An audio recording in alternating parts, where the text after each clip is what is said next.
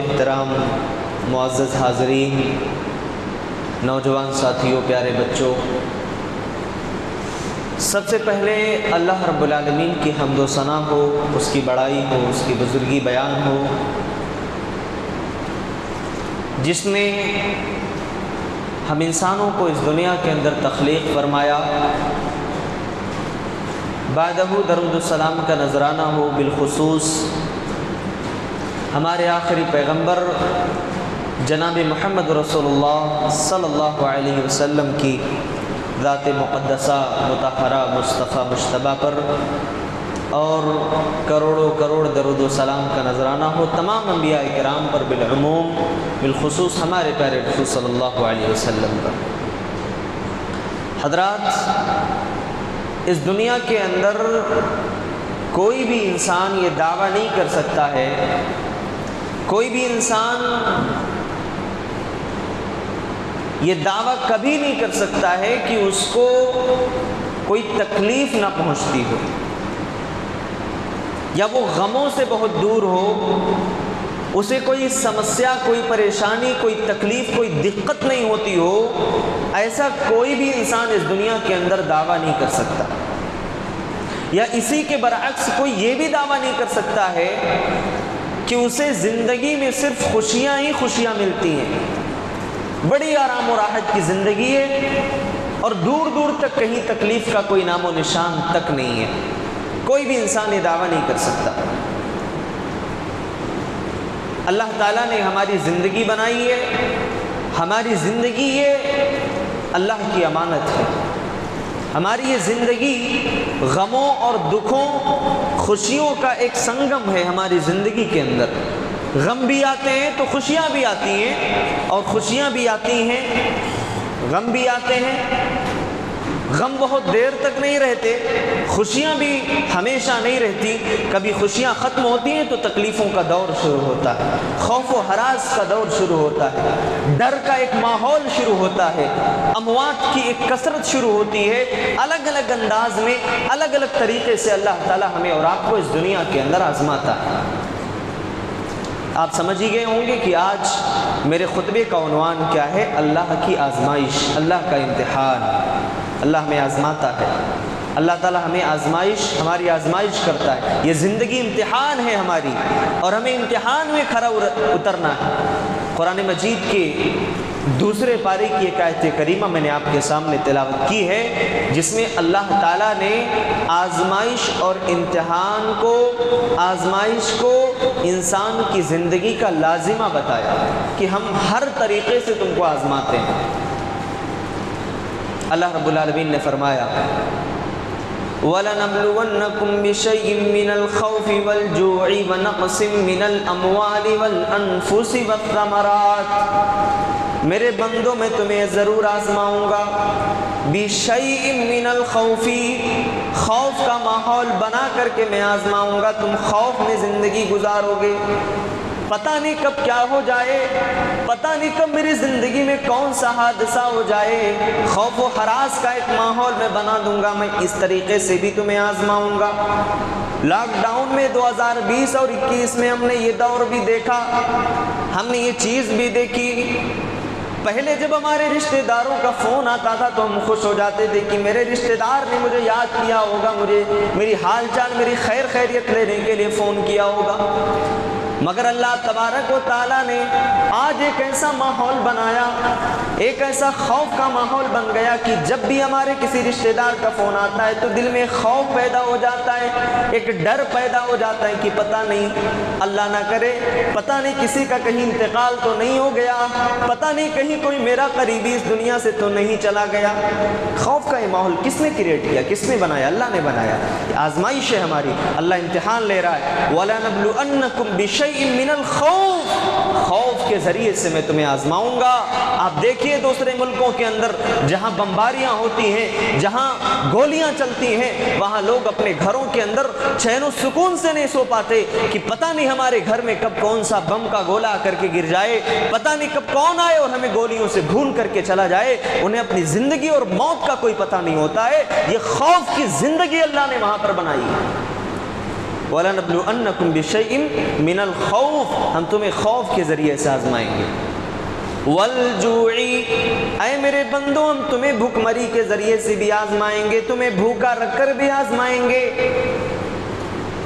جب یہ lock down کا دور تھا تو ہم نے اپنے ان بھائیوں کو بھی دیکھا جو دوپہر کے وقت کھانا کھا لیتے تھے مگر شام کا ان کو پتہ نہیں تھا، اگر شام کے وقت کھانا مل جاتا تھا تو صبح کا کوئی پتہ نہیں تھا، ایک ہفتے کا راشن ہوتا تھا تو اگلے ہفتے کا کوئی پتہ نہیں تھا، الا کہ کوئی اللہ کا بندہ آئے، کوئی تنظیم آئے اور ان کا تعاون کر کے چلی جائے، ان کی مدد کر کے چلی جائے۔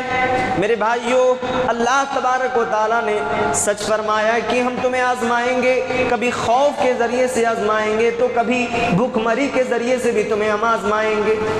اور یہ زندگی میں یہ قرآن کی ایک ایک آیت کا ٹکڑا جو میں پڑھ رہا ہوں، یہ ہم نے صرف سنا نہیں اپنے کانوں سے، یہ ہم نے اپنی آنکھوں سے مشاہدہ کیا ہے، اپنے سامنے ہم نے دیکھا ہے، محسوس کیا ہے اپنے عقل و شعور سے، زندگی میں تجربہ کیا ہے اس چیز کا کہ خوف کیا ہوتا ہے، بھوک مری کیا ہوتی ہے، اور تکلیف کیا ہوتی ہے، بے چینی کیا ہوتی ہے، اضطراب کیا ہوتا ہے۔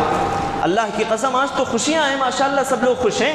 ایک ماحول ہم نے ایسا بھی دیکھا تھا لاک ڈاؤن میں، ہر کوئی کسی سے مل رہا ہے تو خوف و ہراس میں، بھائی کیا حال ہے، آپ کے گھر والوں کا، آپ کے خاندان والوں کا، آپ کے قبیلے والوں کا کیا حال ہے، ایک عجیب و غریب خوف کا ماحول۔ تو اللہ رب العالمین نے فرمایا بِشَيْءٍ مِّنَ الْخَوْفِ وَالْجُوعِ وَنَقْصٍ مِّنَ الْأَمْوَالِ وَالْأَنفُسِ وَالثَّمَرَاتِ، اے میرے بندوں میں تمہارے مالوں میں کمی کر کے بھی تمہیں آزمانے والا ہوں۔ تجارت نہیں چلے گا، بزنس بند ہو جائے گا، کاروبار میں تمہارے مندی آ جائے گی، ہر طریقے سے آمدنی تمہاری بند ہو جائے گی، گھر میں آمدنی کا کوئی راستہ نہیں بچے گا، ایسا بھی کر کے ہم تمہیں آزمائیں گے۔ والانفس، اور جانوں میں کمی کر کے، مالوں کے ساتھ جانوں میں بھی کمی کر کے ہم تمہیں آزمانے والے ہیں۔ میرے بھائیو، لاک ڈاؤن میں ہم نے دیکھا ہے کتنی کثرت کے ساتھ اموات ہو رہی تھی، لوگ مر رہے تھے، ہاسپٹل میں موتیں ہو رہی تھیں، گھروں میں اموات ہو رہی تھیں، ہمارے محلے میں، ہمارے قریے میں، ہمارے ملک اور ہمارے شہر میں موت کا ایک ایسا ماحول تھا کہ ہر انسان کے دل میں ایک ڈر بیٹھ گیا تھا، ایک خوف بیٹھ گیا تھا۔ اللہ تبارک و تعالیٰ نے سچ فرمایا ہے، اے میرے بندو ہم تمہیں موت کے ذریعے سے بھی آزمائیں گے، تمہارا کوئی اپنا قریبی چلا جائے گا، تمہارا بیٹا دنیا سے چلا جائے گا، تمہاری ماں دنیا سے چلی جائے گی، تمہارے بھائی دنیا سے چلے جائیں گے، تم دیکھتے رہو گے لیکن کچھ نہیں کر پاؤ گے، ہم اس طریقے سے بھی تمہیں آزمانے والے، بے بس ہو جائے گا انسان۔ اور دنیا کی بڑی بڑی طاقتوں کو ہم نے دیکھا، بڑے بڑے سپر پاور ممالک کو ہم نے دیکھا جو پوری دنیا کو اپنی آنکھیں دکھاتے تھے، پوری دنیا میں اپنی طاقت کا لوہا منواتے تھے، ایسے بڑی بڑی پاورفل قوموں کو گھٹنے ٹیکتے ہوئے دیکھا ہے ہم نے، اللہ کی قدرت کے سامنے، اللہ کی طاقت کے سامنے، اللہ کی پکڑ کے سامنے، اللہ کی آزمائش کے سامنے، اللہ کے امتحان کے سامنے۔ اور اللہ نے یہ بھی بتایا ہے کہ تم پوری دنیا کو اپنے پرمانو بموں سے ڈرایا کرتے تھے کہ پوری دنیا کو ہم اس بم سے ہلا کو برباد کر دیں گے۔ اے انسانوں، تم اتنے بے بس ہو، میری طاقت اتنی بڑی ہے، ایک معمولی سے کیڑے سے بھی ہم نے تمہیں ڈرا دیا، جس کو تم دیکھ نہیں سکتے تھے، جس کا تم مشاہدہ نہیں کر سکتے تھے، اس معمولی سے وائرس نے تمہاری زندگی کی چین، تمہاری زندگی کی خوشیاں، تمہاری زندگی کے آرام اور راحت کو چھین کر کے دور کر دیا، تم تکلیف میں زندگی گزار رہے ہو۔ اللہ نے فرمایا والانفس والثمرات، پھلوں میں کمی کر کے بھی آزمائیں گے۔ وبشر الصابرین، میرے جو بندے صبر کرنے والے، ان آزمائش کے ماحول میں رونے پیٹنے والے نہیں، اللہ کی ذات پر بھروسہ کر کے صبر کرنے والے، کوئی تکلیف انہیں پہنچ گئی، کوئی مصیبت پہنچ گئی تو اللہ کی ذات پر بھروسہ کیا کہ آج میرا بیٹا چلا گیا، میرے رب کی تقدیر تھی، میرے رب نے فیصلہ کیا تھا، آج میرے گھر کا کوئی اپنا قریبی چلا گیا، میرے رب کا فیصلہ تھا، میرے رب نے فیصلہ کیا، میرے رب کی تقدیر تھی اس لیے چلا گیا۔ وَبَشِّرِ الصَّابِرِينَ، صبر کرنے والوں کو خوشخبری سنا دو، صبر کرنے والوں کو بشارت سنا دو۔ اللہ تبارک و تعالیٰ نے اپنے ایمان والے بندوں کی ایک صفت بیان فرمائی۔ دنیا میں تکلیفیں تو سب کو آتی ہیں، गुनहगारों को भी आती हैं, नेक लोगों को भी आती हैं, लेकिन दोनों में थोड़ा सा फ़र्क है। गुनहगारों को जब तकलीफ़ आती है, जो मुजरिम होते हैं, जो अल्लाह के बागी होते हैं, जिन्हें तकदीर पर भरोसा नहीं होता, रोते हैं, पीटते हैं, सीना को भी करते हैं, अपनी परेशानियां हज़ारों को बयान करते हैं। अल्लाह ने फरमाया मेरे नेक बंदों की पहचान जानते हो क्या है? अल्लज़ीना इज़ा असाबतहुम मुसीबा क़ालू इन्ना लिल्लाहि व इन्ना इलैहि राजिऊन। मेरे नेक बंदों की पहचान तो ये है कि जब कभी उन्हें कोई परेशानी पहुंचती है, जब कभी उन्हें कोई तकलीफ पहुंचती है, क़ालू इन्ना लिल्लाहि व इन्ना इलैहि राजिऊन, कहते हैं हम तो अल्लाह ही के लिए, हमें अल्लाह ही की तरफ लौट कर जाना है। जो भी तकलीफ उन्हें पहुंची, जो भी परेशानी उन्हें पहुंची, अल्लाह तबारक व तआला की ज़ात पर भरोसा किया, ये अकीदा रखा ये परेशानी मेरे रब ने दी है, मेरा रब इस परेशानी को दूर करेगा। लॉकडाउन का माहौल था, लोग अपने घरों से नहीं निकल पा रहे थे, किसका फैसला था? बज़ाहिर तो हुकूमतों का फैसला था, लेकिन बबातिन अगर गौर किया जाए तो ये मेरे रब का फैसला था। ये मेरे रब का फैसला था कि ए दुनिया के लोगों, मैं तुम्हें तुम्हारे घरों में भी कैद करने पर कादिर हूं, तुम बेबस हो जाओगे, अपने घर के दरवाजे के बाहर भी कदम रखने के लिए मजबूर हो जाओगे। अल्लाह ने ये चीज़ भी दिखाई है हमें। वबश्शिरिस साबिरीन, सब्र करने वालों को बशारत सुना दो। इनको क्या बशारत है? उलाइका अलैहिम सलवातुम मिर रब्बिहिम व रहमा व उलाइका हुमुल मुहतदून। ये मेरे वो बंदे जिन पर अल्लाह की रहमत होगी, जिन पर अल्लाह की मोहब्बत का नुज़ूल होगा, और यही मेरे बंदे हिदायत याफ्ता हैं अल्लाह तबारक व तआला की नज़र में। पता ये चला ईमान वाले जो होते हैं वो तकलीफ़ों को झेलते हैं, सब्र से काम लेते हैं, और कोई ऐसा कदम नहीं उठाते जिसकी वजह से उनकी जो है ईमान पर आँच आए, उनके अमल पर आँच आए और उनके अमाल बर्बाद हो जाए। ऐसा कोई कदम ईमान वाले कभी नहीं उठाते। आपने देखा होगा चंद महीनों पहले गुजरात की रहने वाली एक खातून, 23 साल की एक नौजवान बच्ची, जिसके ज़िंदगी की अभी शुरुआत हुई थी, आयशा बानो जिसका नाम था। सोशल मीडिया पर आपने वो वीडियो भी देखी होगी कि साबरमती नदी के अंदर कूद करके वो खातून, वो बच्ची अपनी जान दे देती है, और जान देने से पहले उसने एक वीडियो बनाई कि मैं अपने घर वालों से, अपने आसपास के लोगों से, अपनी ज़िंदगी से बहुत परेशान हो चुकी थी। इतनी तकलीफ़ें थी मेरी ज़िंदगी में, इतनी परेशानियां थी, मैं उसे बर्दाश्त करने के लिए तैयार नहीं थी। बहुत सारे मसाइल उसने बयान किए और आखिर में कूद करके उसने अपनी जान दे दी। मैं आपसे पूछता हूँ कि जो आयशा ने किया, नदी में कूद करके जो अपनी जान दी, तो क्या उसने सही किया? या आज हमारे नौजवान कहीं जिंदगी में नाकाम हो जाएं, कहीं डिग्री ना मिल पाए, कहीं नौकरी और जॉब ना मिल पाए, तो क्या खुदकुशी जा करके करने, अपनी जान दे लें? नाकामियों का वाज़े होने के बाद, नाकामियां आने के बाद जान दे देना, ये एक मर्द का काम नहीं है, कि ईमान वाले का काम नहीं है। जो कमज़ोर दिल वाले होते हैं, जिन्हें तकलीफ़ें झेलने की हिम्मत नहीं होती है, वो जाकर के खुदकुशी करते हैं। और जो असल में अल्लाह के बंदे होते हैं, जो असल में मोमिनीन होते हैं, वो सारी तकलीफ़ों को, सारे सिचुएशंस को संभालेंगे, उसे झेलेंगे, अल्लाह पर भरोसा करेंगे कि अल्लाह ही इस परेशानी को दूर करने वाला है। कुरान में अल्लाह ने क्या फरमाया? वला तक़्तुलू अनफुसकुम, ऐ मेरे बंदो तुम अपने आप को कत्ल ना करो, अपने आप को हलाको बर्बाद ना करो। हमारी जो ज़िंदगी है, हमारी अपनी ज़िंदगी नहीं, अल्लाह की ज़िंदगी अल्लाह ने अमानत में दी है। ये अल्लाह की ज़िंदगी है, अमानत है। अगर हमने इसको बर्बाद कर दिया, ज़ाय कर दिया, तो अल्लाह के यहाँ हमें जवाब देना पड़ेगा।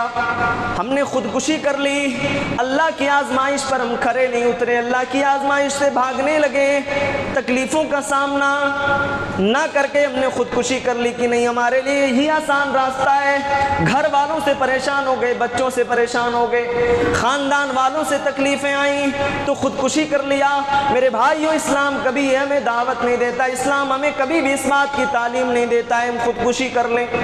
کتنے ایسے نوجوانوں کو دیکھا ہے خودکشی کرتے ہوئے کہ ان کی تھوڑی سی خواہش اگر پوری نہ ہو پائے والدین کی طرف سے تو والدین کو آنکھیں دکھاتے ہیں، والدین کو تکلیفیں پہنچاتے ہیں، والدین کو وارننگ دیتے ہیں کہ میں مار لوں گا اپنے آپ کو، میں کاٹ لوں گا اپنے آپ کو، میں خودکشی کر لوں گا۔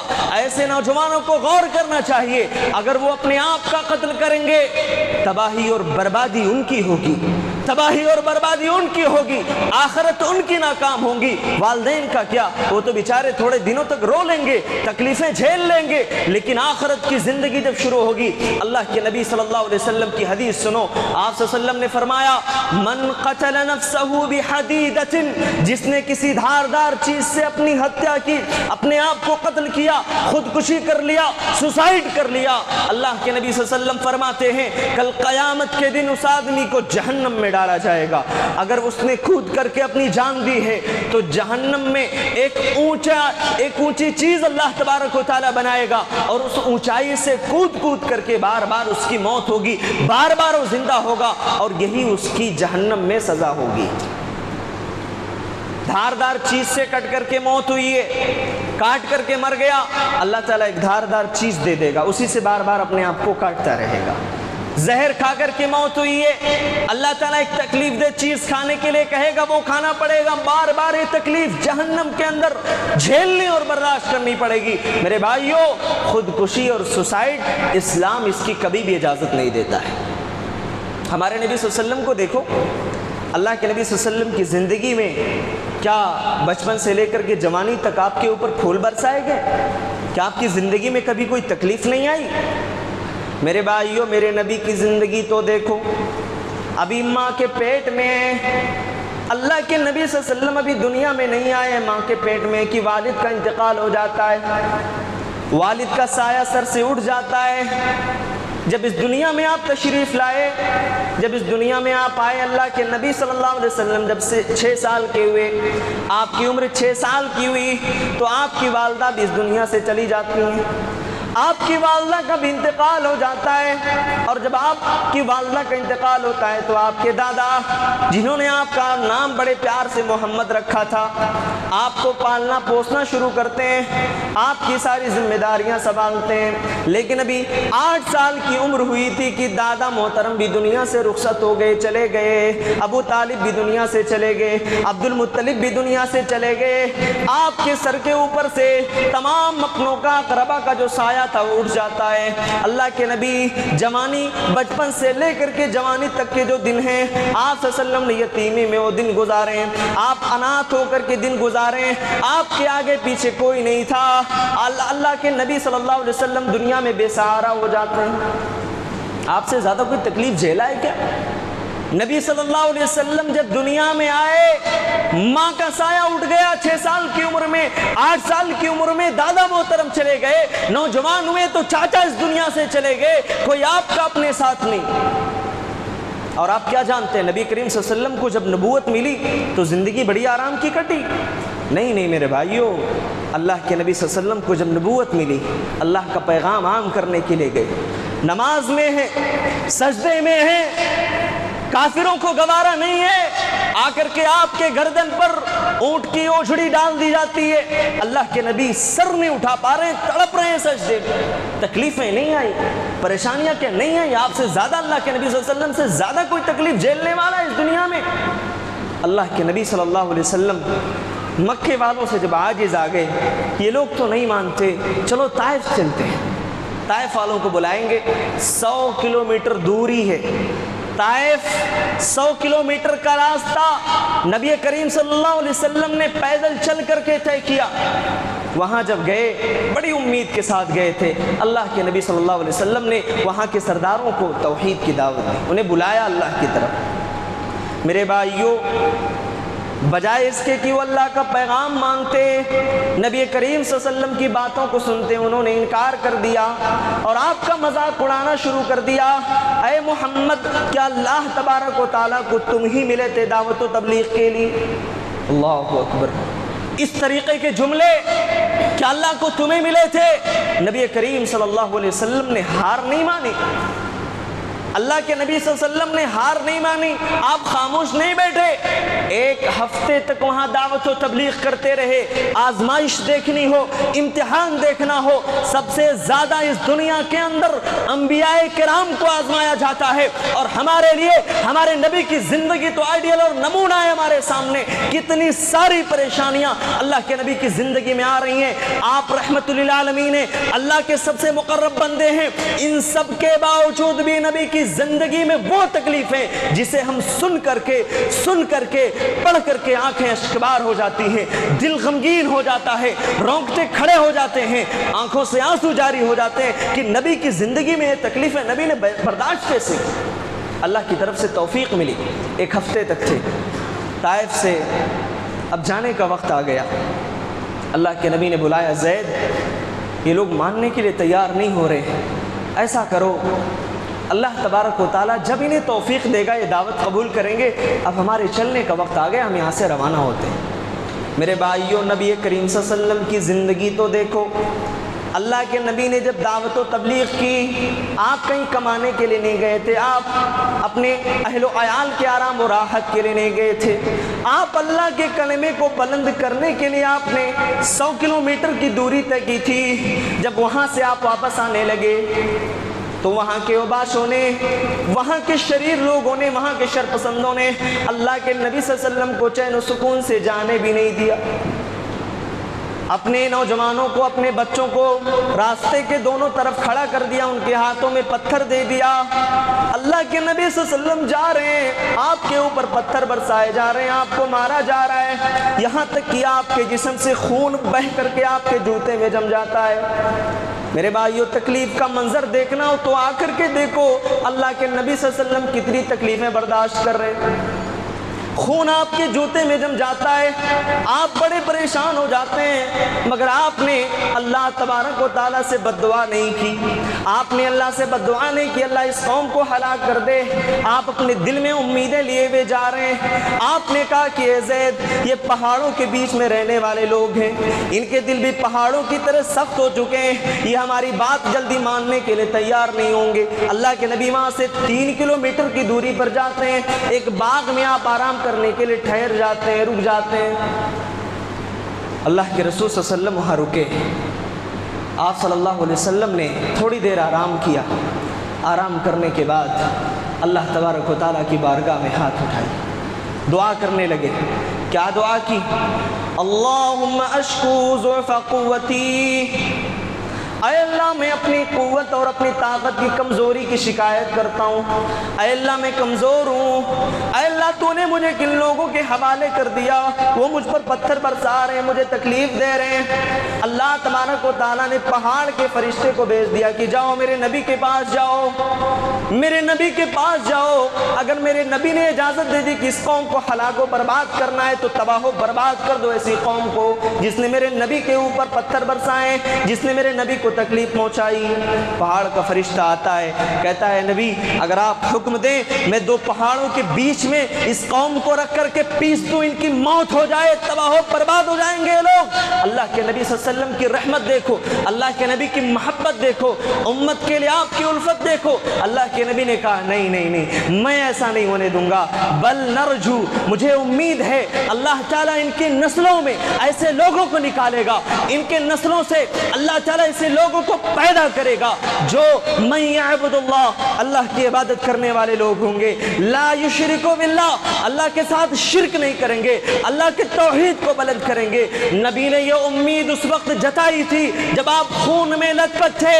چند ایام اور چند عرصے کے بعد اللہ نے اس قوم میں توحید پرستوں کو پیدا کر دیا۔ یہ ہوتی ہے محبت، یہ ہوتی ہے آزمائش، اللہ کا امتحان۔ کیسے کیسے دن دیکھے اللہ کے نبی صلی اللہ علیہ وسلم۔ پھر آپ نے جب ہجرت کی، مکے سے آپ گئے تو کیا مدینے میں جاتے ہوئے آپ کے اوپر پھول برسنے لگے؟ وہاں بھی آپ نے تکلیفوں کا سامنا کیا۔ اللہ کے نبی صلی اللہ علیہ وسلم نے وہاں جانے کے بعد جنگ بدر، جنگ احد، غزوہ خندق، بہت ساری جنگیں لڑی، بہت ساری پریشانیوں کا سامنا وہاں بھی کرنا پڑا۔ الغرض بتانے کا مقصد یہ ہے میرے بھائیوں کہ پریشانیاں اور تکلیفیں آتی ہیں، انبیاء کرام جو اللہ کے اتنے مقرب بندے ہوتے ہیں ان کو بھی تکلیفیں آتی ہیں، ان کو بھی پریشانیاں آتی ہیں، اور تکلیفیں ہم کو بھی آئیں گی۔ جو جتنا زیادہ اللہ کا مقرب بندہ ہوگا اتنا زیادہ اس کو تکلیف آنی ہی آنی ہے۔ امتحان ہے مومنین کے لیے دنیا۔ جنت ایک ایسی جگہ ہے جہاں کوئی پریشانی نہیں ہوگی، کوئی تکلیف نہیں ہوگی، کوئی ٹینشن نہیں ہوگا، وہاں آدمی ٹینشن فری ہوگا۔ باقی دنیا کے اندر تکلیفیں آنی ہیں۔ ہمارے یہاں ایک غلط فہمی پھیلی ہوئی ہے، اگر کسی آدمی کو بہت زیادہ بیماریاں ہوں، بہت زیادہ پریشان ہو، تو لوگ اس کو بہت بڑا گنہگار سمجھتے ہیں کہ بہت بڑا گنہگار ہوگا تبھی اللہ کی سزا ہے۔ اور ایک بہت بڑا نگیٹو پوائنٹ یہ ہے میرے بھائیوں، نگیٹو سوچ یہ ہے، نگیٹو تھاٹ یہ ہے کہ اگر دوسرے کو بیماری آئے تو وہ سمجھتے ہیں بہت بڑا گنہگار ہے، اور اپنے اوپر وہی تکلیف آئے تو سمجھتے ہیں اللہ کی آزمائش ہے، اللہ امتحان لے رہا ہے۔ کیا ہے یہ؟ اپنے اوپر وہی تکلیف آئی تو اللہ کی آزمائش، اور دوسرے کے اوپر آئی تو اللہ کا عذاب۔ میرے بھائیوں، اللہ تبارک و تعالی امتحان لیتا ہے اس دنیا میں، اور اپنے ایمان والوں پر جب پریشانیاں بھیجتا ہے ان کے سارے گناہوں کو اللہ مٹا دیتا ہے۔ یہاں تک کہ جب وہ بندہ اللہ سے ملتا ہے، اللہ سے ملاقات کرتا ہے، اس کے اوپر کوئی گناہ نہیں ہوتا، کوئی گناہ نہیں ہوتا، وہ گناہوں سے مکمل طور پر پاک ہو چکا ہوتا ہے جب اللہ تبارک و تعالیٰ سے اس کی ملاقات ہوتی ہے۔ میرے بھائیوں، اللہ کی آزمائشیں آتی ہیں، یہ آزمائشوں کا دور ہے، امتحان کا دور ہے۔ ہمیں اپنے اعمال کی، اپنے ایمان کی حفاظت کرنی چاہیے، اور اللہ سے دعا کرنا چاہیے کہ اللہ تعالیٰ ہمیں جب تک اس دنیا میں رکھے آزمائشوں سے اللہ تعالیٰ ہم سب کا اتنا ہی امتحان لے جتنا ہم ایمان اور عمل میں مضبوط ہیں۔ اس سے بڑھ کر کے اللہ نے امتحان لینا چاہا، لے لیا۔ بھائیوں، ہم کچھ نہیں کہہ سکتے کہ ہمارا ایمان محفوظ رہے گا، عمل محفوظ رہے گا۔ اللہ سے دعا کرو اللہ تعالیٰ ہم سب کے ایمان و عمل کی حفاظت فرمائے۔ اللہ تعالیٰ جو بھی برے حالات ہمارے سامنے ہوں ان حالات کو اللہ دور فرما دے۔ الہ العالمین توحید پر ہمیشہ یا تادم حیات اللہ ہم سب کو زندہ رکھے، اور جب ہماری موت ہو توحید پر ہو۔ آمین۔ تقبل رب العالمین، وآخر دعوانا الحمد للہ رب العالمین، والسلام علیکم۔